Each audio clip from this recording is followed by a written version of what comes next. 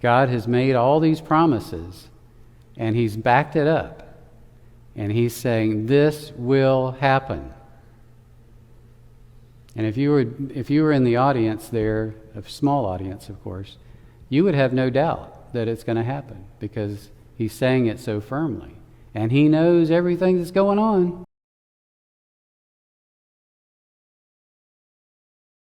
That is one of the age-old questions that people have is why do bad things happen to good people? All right, so I don't know about you, but I'm in business and I have a lot of business meals where I'll sit and I'll be talking to somebody over a meal, and I don't really know this guy. He doesn't really know me. And so we just kind of talk about ourselves a little bit and share a little bit of our lives, and then after a while it's just like, it's good steak, isn't it? Yeah, it's really good. It's really good. And, the conversation just kind of dies. Whereas when I get with my small group and we have a meal together, what's it like? You never run out of things to say, right? It's like we just talk and talk and talk, and nobody gets tired, and you're trying to get a word in edgewise, and it's just, everybody has something they want to say, and it's just a joyful event. And so I kind of imagine that with God, because we love him so much and he loves us so much, it would be like that. It would just really be talking, and we never run out of anything to say, and we'd be having a wonderful time. And so, that would be an awesome experience once we got kind of over the nervousness of being in the presence of God. So, kind of the overriding topic of this dinner with God is that there is a covenant that is being established between Abraham and God. You know what a covenant is? You've heard of a covenant? What is a covenant? An agreement? Yeah. It's kind of like a contract, isn't it? Yeah. It's just saying, I'm going to do this, and you're going to do this. And we're going to both have a mutual benefit, and we're going to sign that in blood or in pen these days. And we're going to live up to that covenant, right? It's a promise between us. If anybody breaks that covenant, then the contract's not worth anything.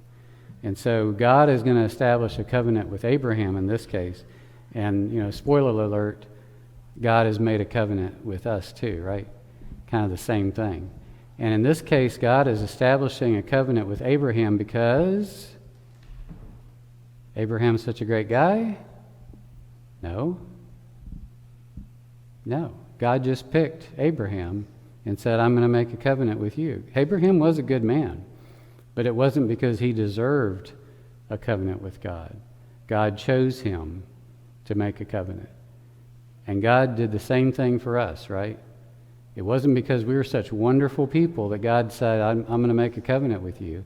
It's because he loves us, and he's saying, in spite of the fact that you are completely unworthy of this covenant, I'm going to make a covenant with you. And so we see this played out with Abraham. So if you remember your book of Genesis, I know you've been studying it and you've been reading it probably most of your life. You probably remember some of these milestones. So back in chapter 12 of Genesis, it kind of gets started. He tells Abraham, you're going to be a great nation. You remember that? So very early in Abraham's life, he's being told his first promise. And then in chapter 13, he says that I'm going to give you the land of Canaan. Now, even back then, Canaan was a very fertile land. It was a very desirable place. And Abraham says, to you I will leave this land, to you and your descendants. So another promise from God.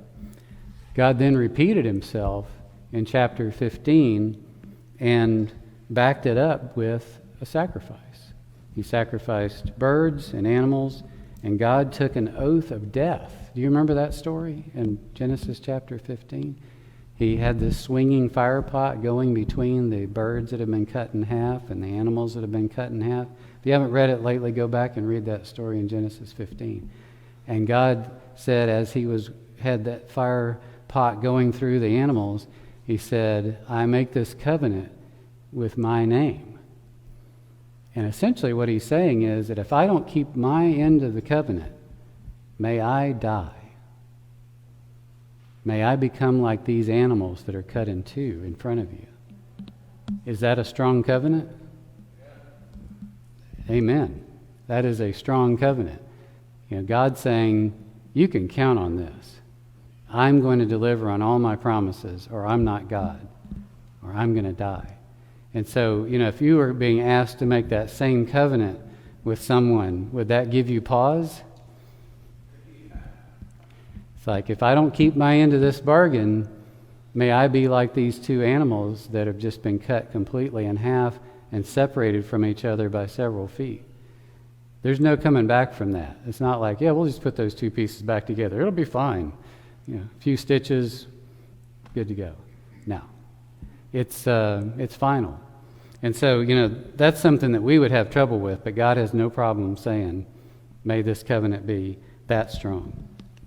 Okay, keep going. So in Genesis chapter 17, God told Abram that it would be, his line would be a royal line, that it would be a line of rule. And so, again, adding even more to that story. I'm adding more to my covenant with you. And then later on, God introduced himself with the name El Shaddai, indicating that he was all-powerful, meaning that he has the authority to make this agreement with Abraham. You see how he just keeps heaping more and more on this covenant that he's given. Later on, God changed Abraham's name he changed Abram's name to Abraham, which means before he was considered a high father, now he is the father of multitudes. And the same thing with Sarah. He changed her name from Sarai to Sarah. Sarai means my princess, which means that she was a princess to Abram. Now she is just princess. She is princess for everyone. She is the woman who is the leader along with Abraham. So again, heaping more and more on this covenant. And then later on, God introduced the requirements for circumcision, which means that the people are set apart by God. There is a mark on them that they are separate and apart for God. So, there is a sacrifice that is a remembrance to God as we're making this outward gift to God by having this circumcision. So, I hear circumcision is painful. I had it done when I was a baby. I don't remember it, but I hear that babies can't walk for a whole year after having circumcision, so it must be pretty hard. A few chuckles as you got that joke. That's probably not why they can't walk for a year. But, all right, so this is a graphic illustration of the covenant with God. What does that tell you about our covenant with God?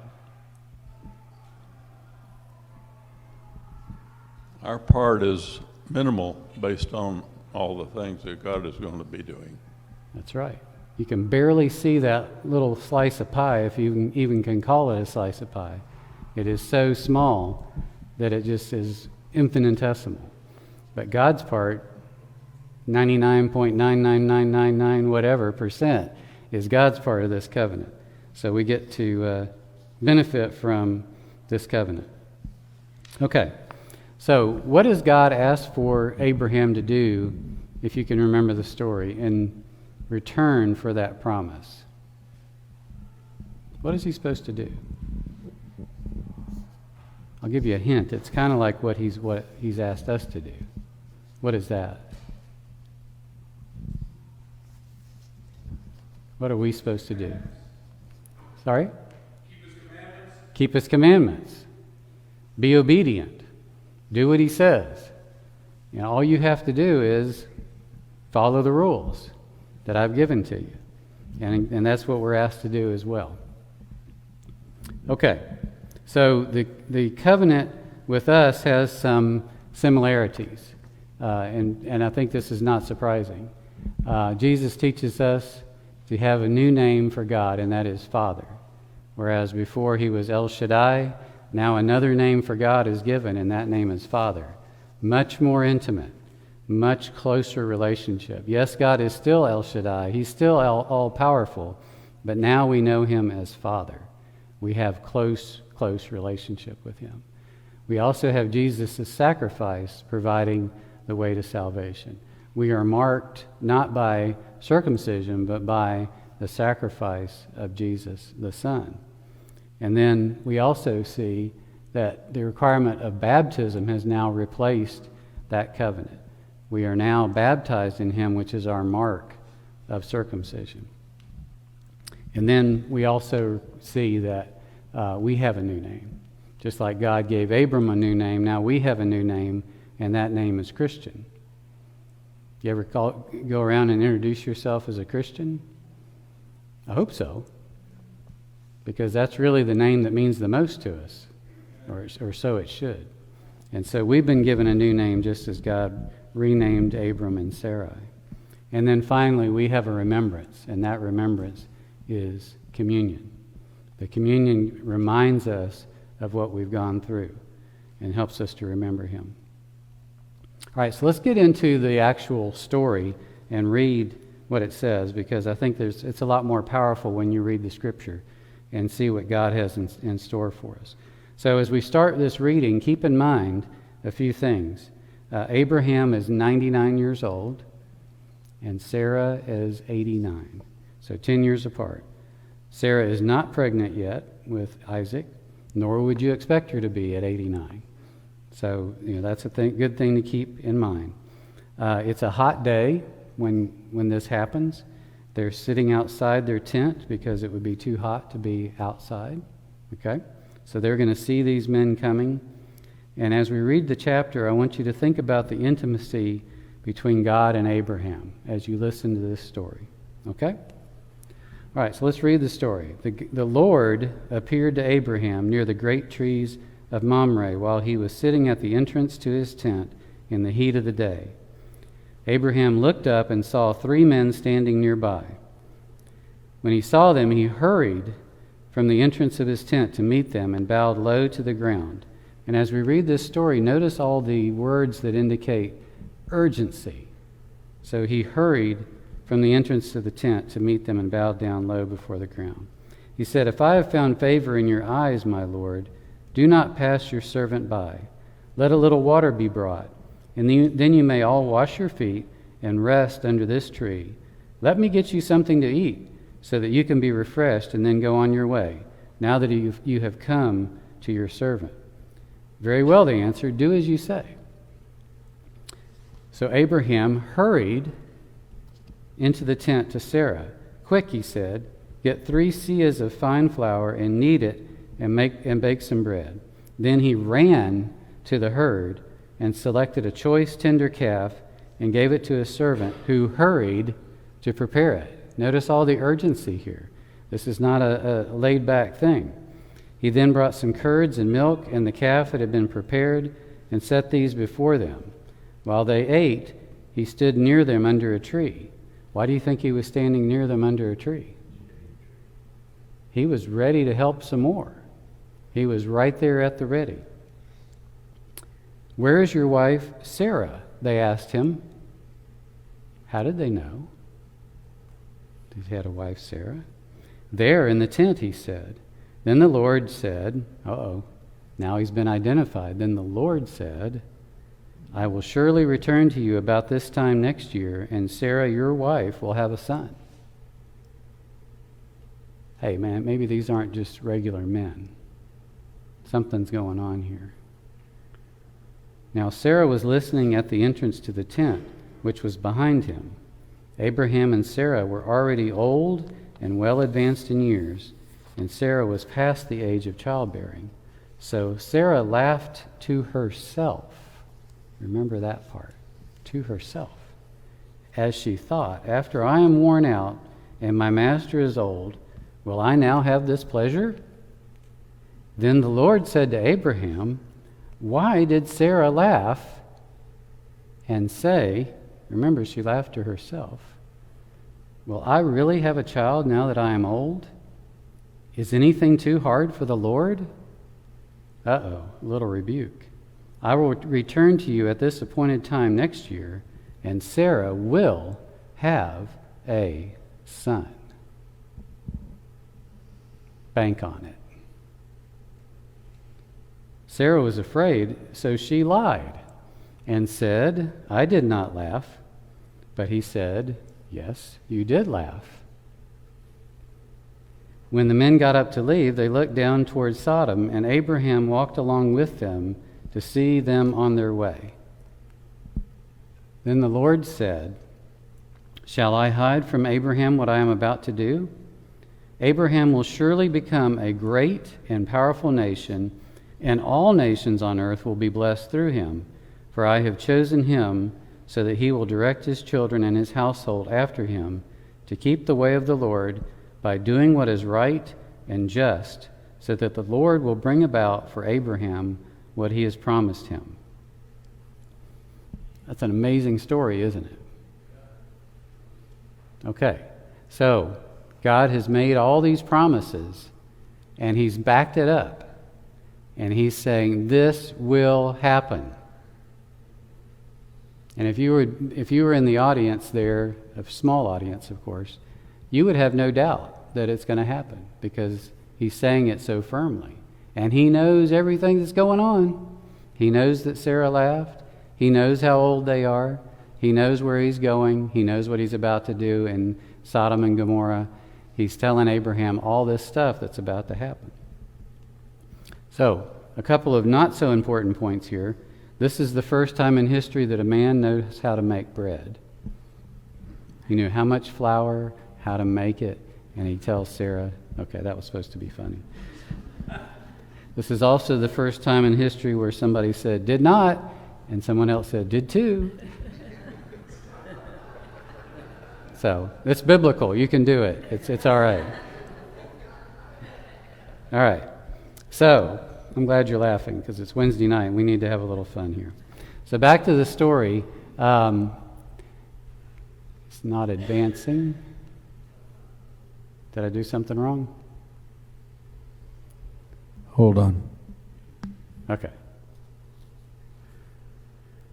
Anyway, it begins with an amazing statement in verse 1. The Lord appeared to Abraham. So, it's easy to just kind of gloss over that event. You're used to reading the Bible and you're used to hearing about God, and it just says, oh, by the way, the Lord appeared to Abraham. And we're like, sure, absolutely, the Lord appeared to Abraham. Never happened to me. That's a pretty bold verse right there. The Lord appeared to Abraham. He's, how many times does that happen? And we just kind of accept it. But this is at least the third time that God has appeared to Abraham. So Abraham may be getting used to this a little bit. He's not so surprised anymore that God has appeared to him. But we usually think the appearance of God will be brilliant, like the bright shining light. And we've seen stories like that in the Bible, right? Where an angel appears and it's so bright, kind of like this light that's showing in my face that I can hardly see anybody in front of me.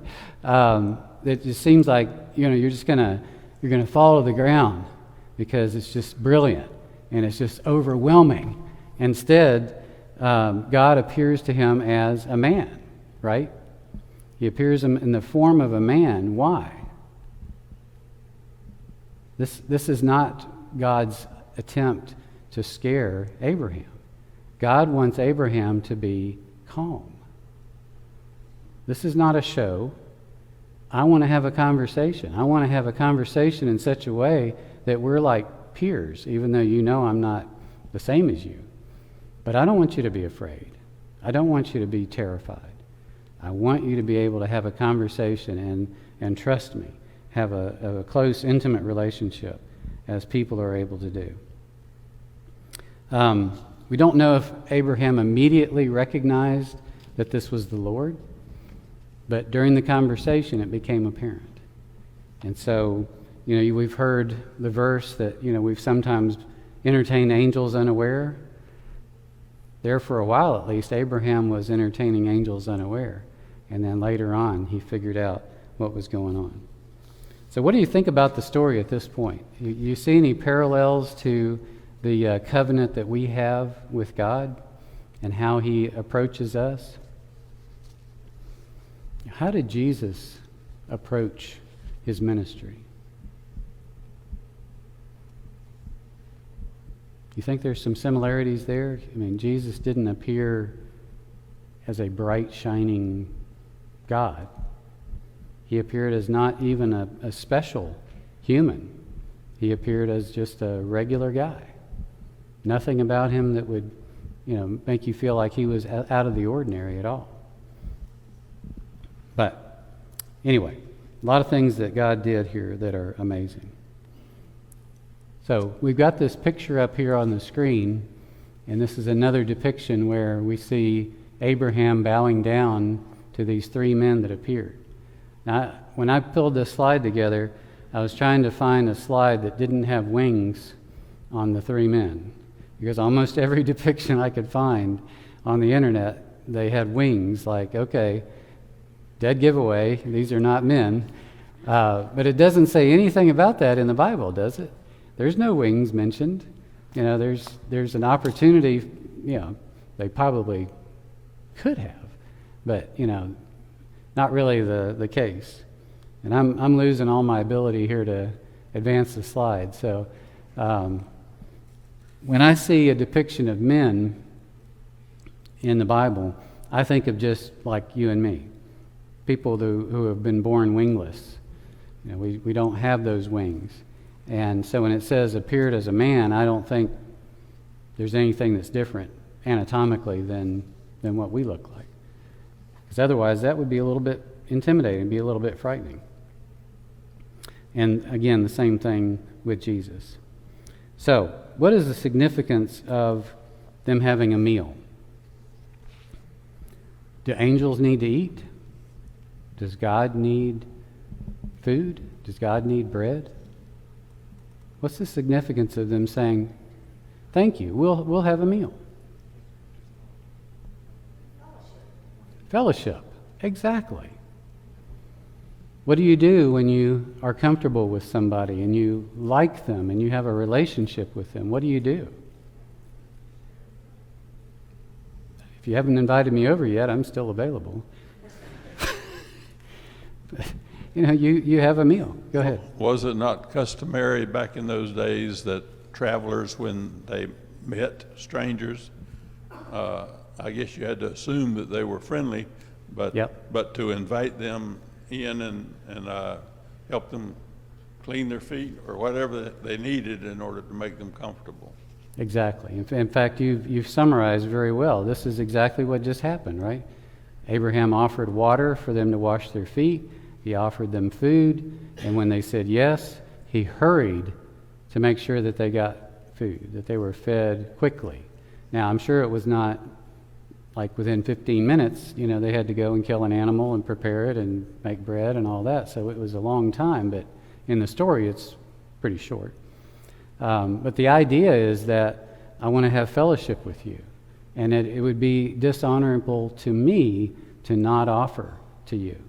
Back then it would be very dishonorable, because somebody who's traveled so far obviously does not have the capability to prepare a meal for themselves. Yeah, so there's an honor there. There's a sharing of time and sharing of intimacy, if you will. So there is a significance of the meal. So when you think about what God established later on, festivals, feasts, what is that all about? Why would God want to have a feast? Why would he ask us to participate in a feast?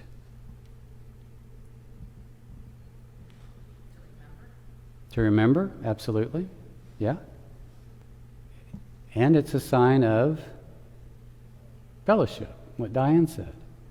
It's a sign of fellowship. We have fellowship with God because we're, in a way, we're sharing a meal with God when we participate in that feast.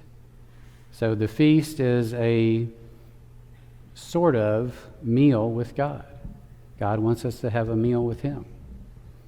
And the reason why we have a meal with him is because we're in a relationship. We're comfortable with God. We invite him in. He invites us in. And so we can talk to each other and we can enjoy each other and carry on in the way that friends do. And it's not just a friend, but it is definitely a relationship. Does that make sense? Everybody good? Any comments about that? Yes. Monty? I think this is just one example. We could probably look at quite a few examples in the Old and New Testament about the fact that God wants to commune with his creation, us. Mm-hmm. Even though we are so far below the Creator, even though we're not perfect, Yeah. even though we make mistakes and many times go in directions that are just the opposite of what he wants. But he wants to have communion with us. He wants a relationship, and he wanted it so badly that he sent his only son. And we need to keep remembering how important that relationship is with him, that he sent his son that we could have that, and that we could continue to have that if we are willing to do our part. Exactly. Yes, Chris. Who was it? Okay. I think you already mentioned the idea of that you might have unknowingly fed or dined with angels, took care. One way to look at this is that the appearance of God was such that he rushed urgently to take care of him because he realized that he was special and he was God. But another way to look at this, we are told in the New Testament at the judgment that you're going, even though I used your name, you're going to go to the left because when I was hungry, you didn't feed me, and when I didn't have clothes, you didn't give me clothes. And then the ones that get to go to heaven, are like, when did I know you? When did I see you? And he goes, you do it to the least of me. So, one might think that God, knowing Abraham's heart, that he didn't recognize these three people as special. He just treated everybody special. Right. And he rushed urgently to take care of strangers because that's who he was and who we are supposed to be, so that he's in the Hall of Fame of Faith, and hopefully we'll do the same thing and get the same opportunity. Yeah, good point. Did you have your hand up? Okay. Ron?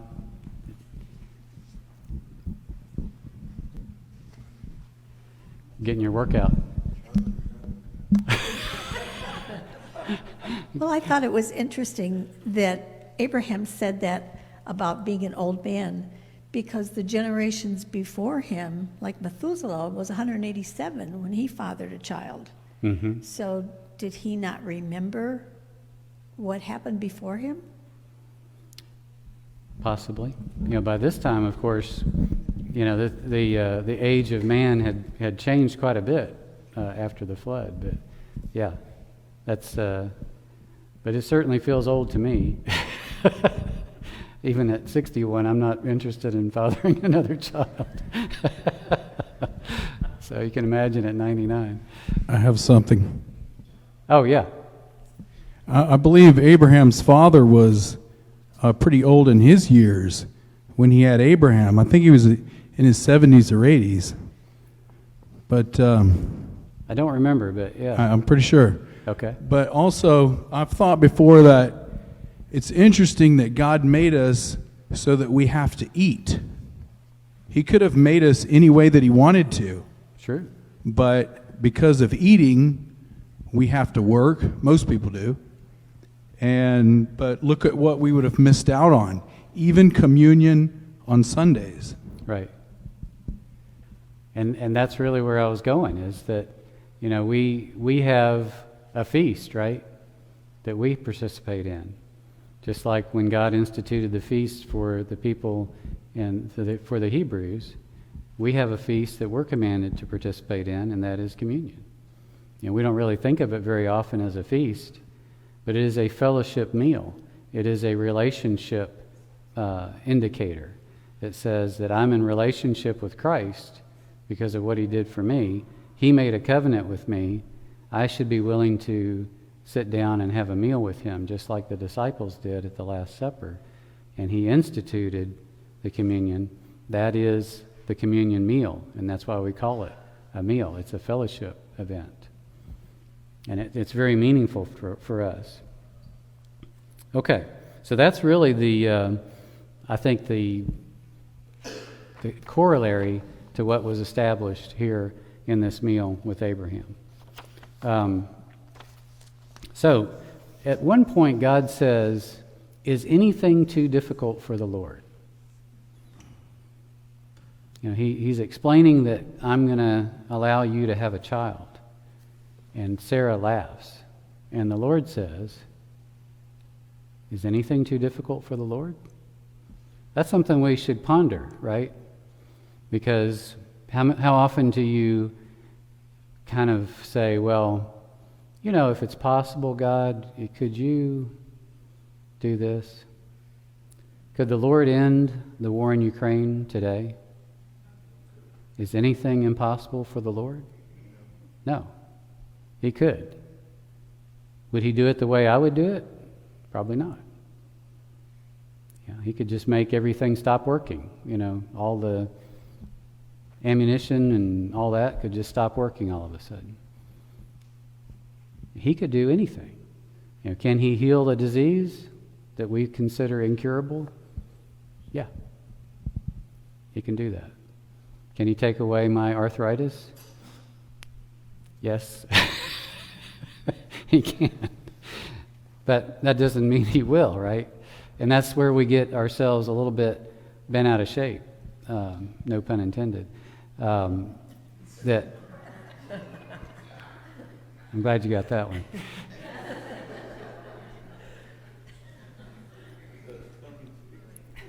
Tongue in cheek, yeah.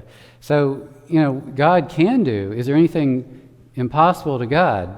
No. Does that mean God's going to do everything we want him to do? Not necessarily.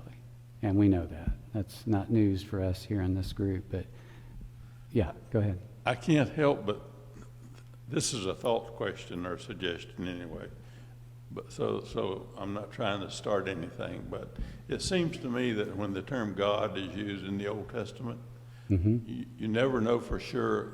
You always assume that it's talking about the Father, the all-powerful Father, Yeah. And as we progress through Scripture, and especially when Christ comes along, we learn more about God. That he's got a son. Yeah.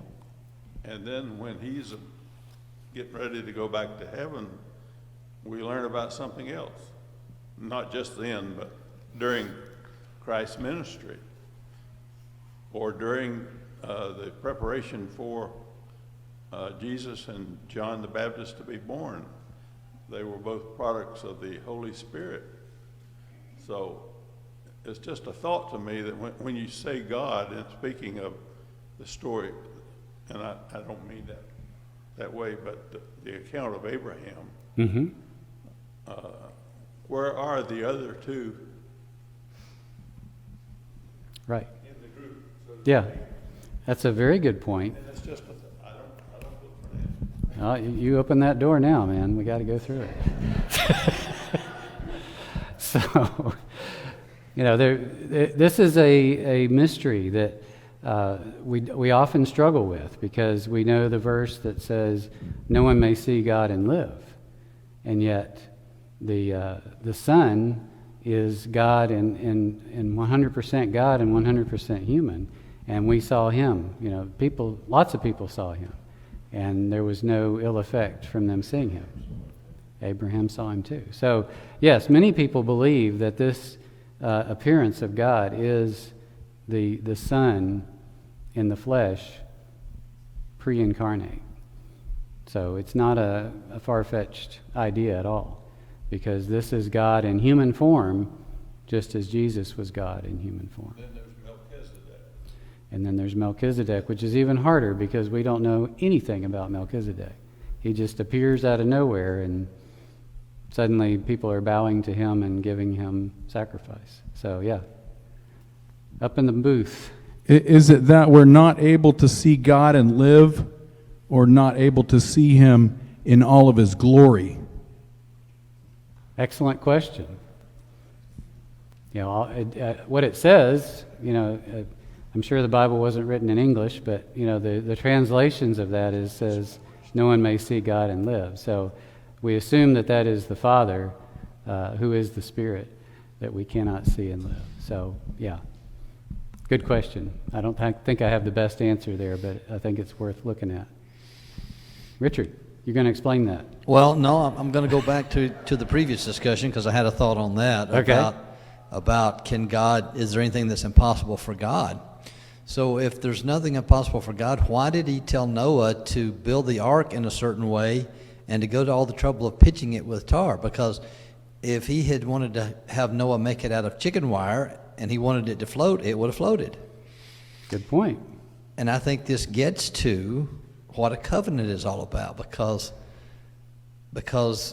when God creates a covenant with us, there are certain things that he requires of us to do. Yep.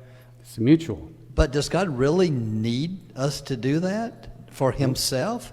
Did God need that ark to have pitch in it? No. He could have made it float if it was made out of chicken wire. But the covenant aspect of it, I think, requires that there be something mutual that we do. It's not a mutual benefit necessarily. Right. Not an equally mutual benefit. Right. But it is a mutual participation in the covenant. Yeah.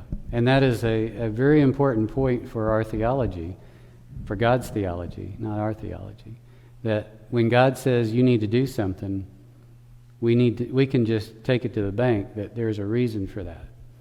That it's not God just saying, well, I feel like making you work today. So, get your can of pitch out and let's go to work. God could save us without us being baptized, right?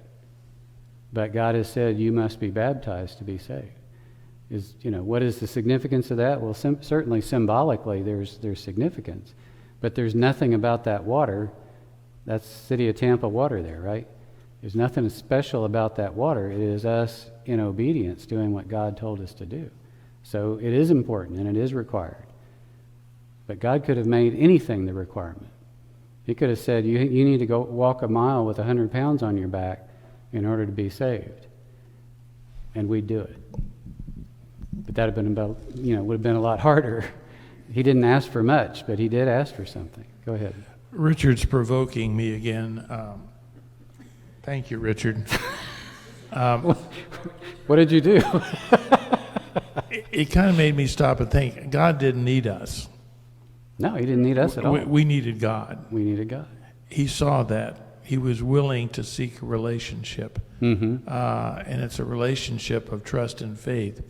I think God has faith that if we have faith in him, he will return that faith in us. Yeah. You're talking about this covenant. He has agreed through his Son to offer us salvation. If we are willing to have the faith in him, that we will follow Jesus and follow the example and do what's right in his sight. So there's a mutual faith relationship. There's that idea that we are together, and as long as we hold up our part, he's holding up his part, and he's told us what lies ahead. I am shocked to see that we're out of time. But I will close by just saying that, God chose to create people. And he chose to create us because he wanted to love us, right? He chose to have humans on this earth so that he could love us. That's our purpose, to love him back. And we have a tiny, tiny picture of that when we decide to have children. Why do we have children? Do we need children? And we're not farmers, so it's not like we need more workers or something like that. We want to have that same kind of relationship. We want to have somebody that we can give our love to and that we can receive love in return. And so that desire is a godly desire that has been placed within us. God himself had that desire to have relationship and love, just as we do. So we have God's thumbprint all over us, and we're trying to reciprocate the experience and the relationship that God has with us, and that covenant, that great gift that we have, eternal life. So as we close tonight, let's have a prayer. Our Father God, thank you so much for your word. The richness of your word is incredible. The things that we can learn year after year after year of studying it, it's just unbelievable how much there is to unpack there. Father, we are so blessed and so thankful that you love us. Father, thank you for Jesus, for the love that he has showed for us by giving his life for us, loving us so much that he would rather die than see us face judgment. Lord, help us to embrace that covenant that you've made with us. Help us to put the name Christian on our own tongues so that every day we say, I am Christian, at least once. And Father, help us to live our lives in obedience and respect to you. And we pray this in Jesus' name. Amen.